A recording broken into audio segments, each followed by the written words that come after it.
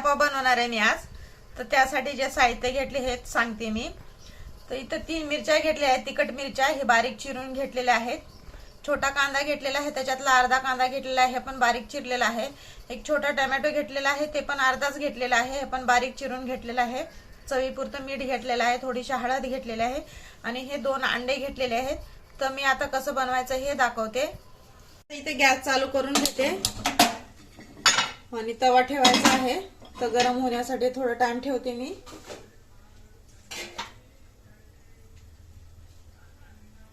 गरम झालेला आहे तवा, तर तेल टाकून घेते मी। तेल गरम होण्यासाठी थोडा टाइम ठेवणार आहे। तर आता इथे मिरची घालते मी, हा कांदा आणि हे टोमॅटो आणि हळद आणि मीठ। आता हे 2 अंडे घेतलेले आहेत, आता हे घालते मी।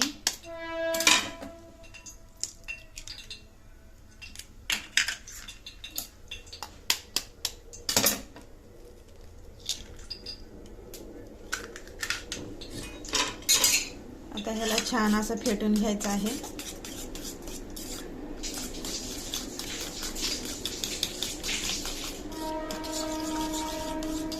तर हे बघा असं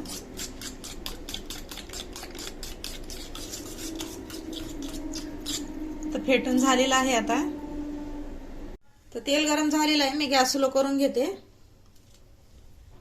आता हे आपल्याला हे अंडा फेटून घेतलेला आता हे घालते मी।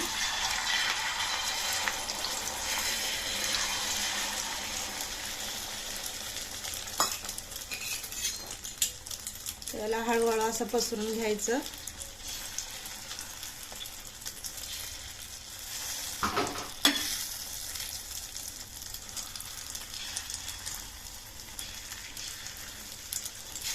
हे बघा असं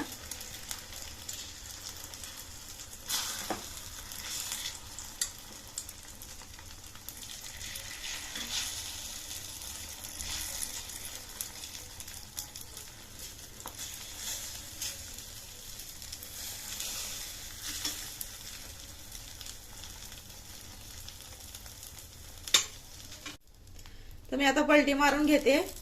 हे बघा किती छान झालेला आहे बघा आपला हे अंडा।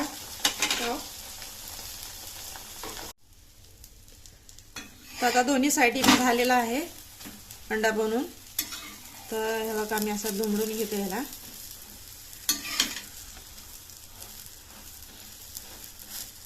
एकदम छान असं झालेलं आहे आपला हे अंडा।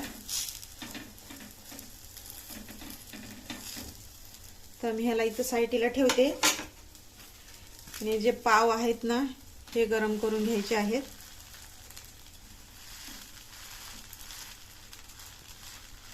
दोन्ही साइडने आपल्याला हे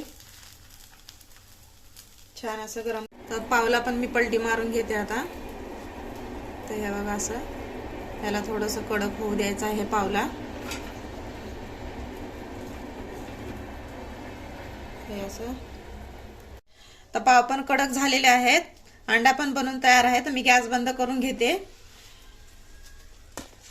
तर हे बघा आता हे काढून घेतले मी। अंडा पाव बनवून तयार आहे। तर हे बघा मी आता हे चाकूने हे बघा असं कट करून घेते। तर इथं कट केलेलं आहे।